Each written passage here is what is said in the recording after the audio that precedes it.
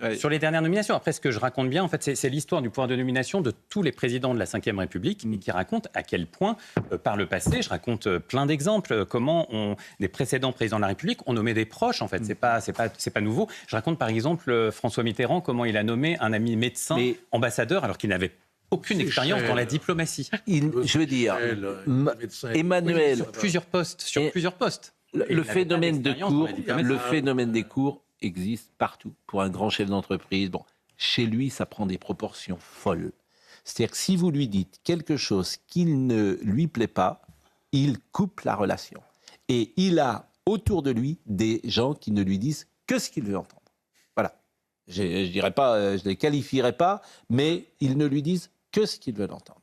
Donc c'est un drame que lui-même n'ait pas le sens à ce point du contradictoire. Mais... Donc, et effectivement, alors vous parlez beaucoup de la culture. S'il y a un secteur sur lequel Emmanuel Macron passe des heures, c'est celui de la culture.